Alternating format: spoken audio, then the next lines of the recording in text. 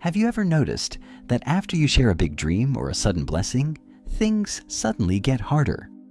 You feel a burst of inspiration, you tell someone you trust, and almost immediately the atmosphere changes.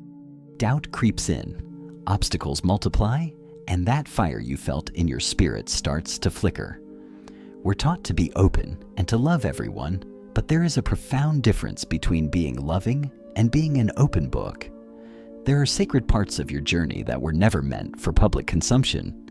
In fact, some truths are so delicate that the moment you speak them, you unintentionally invite a level of spiritual opposition you weren't prepared to handle.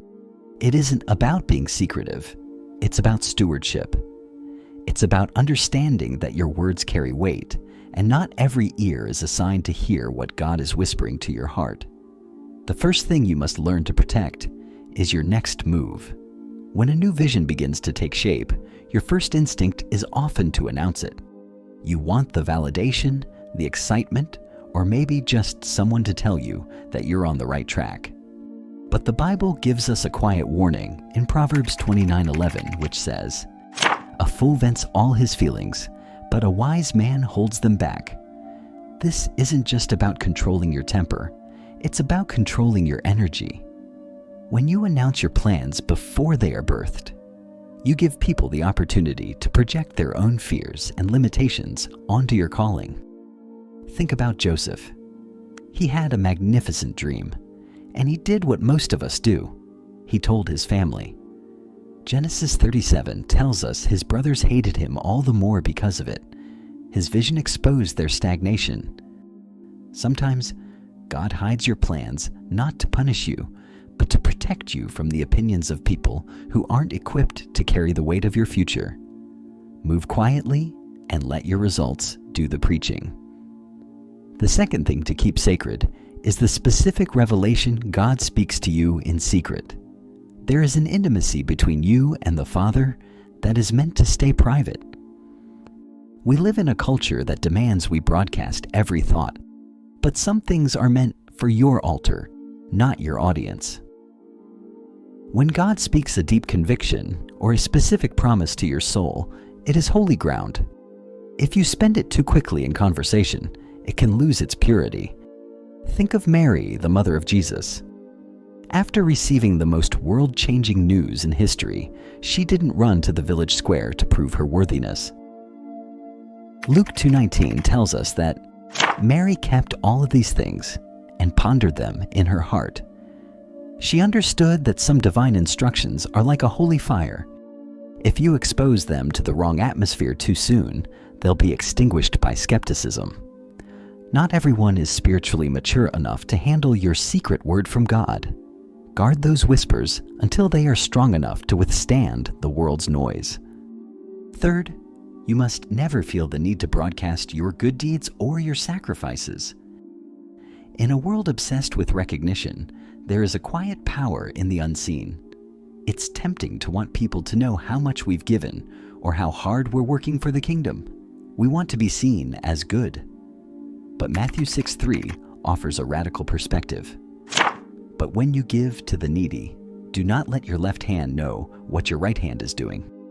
When we turn our obedience into a performance, we trade a heavenly reward for a momentary round of applause. There is a deep, soul-level peace that comes from knowing you did the right thing when no one was looking. Your private fasts and the ways you've helped others without seeking a thank you echo loudly in heaven. As Jesus promised in Matthew 6:4, your Father who sees what is done in secret will reward you openly. Trust that His recognition is more than enough. The fourth area to guard carefully is your weakness while you are still in the process of healing. There is a massive difference between a testimony and a wound. A testimony is a story of how God healed you. A wound is something that is still bleeding. While you are in the middle of a struggle, you must be incredibly careful about who you allow to see the raw edges of your pain. Not everyone who listens is a healer. Some are just collectors of information. Proverbs 4:23 instructs us to guard your heart above all else, for it determines the course of your life. Sharing your struggle before it has turned into a victory can give the enemy ammunition to use against you. It can invite voices of pity or judgment that hinder your recovery. Even Jesus had inner circles for a reason. It's okay to stay quiet while you're being restored. Wait until the wound becomes a scar, a sign of strength, before you share it as a witness to others. Finally, the fifth thing you must learn to protect is the full extent of your blessings.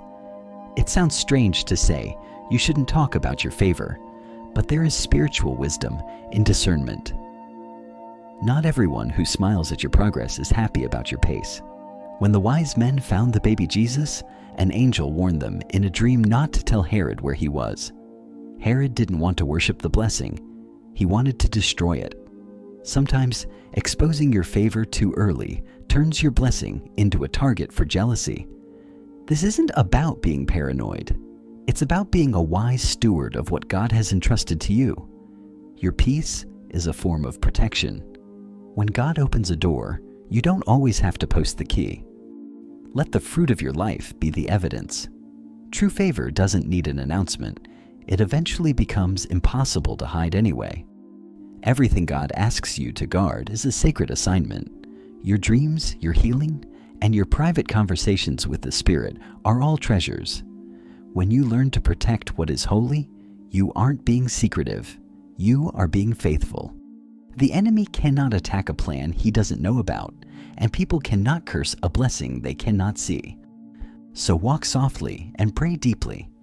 Before you share that next breakthrough, ask yourself, is this for people's ears, or is this for God's glory?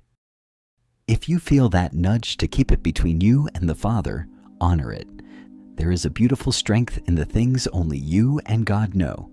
If this message spoke to you today, write "I will guard it" in the comments as a seal of that commitment.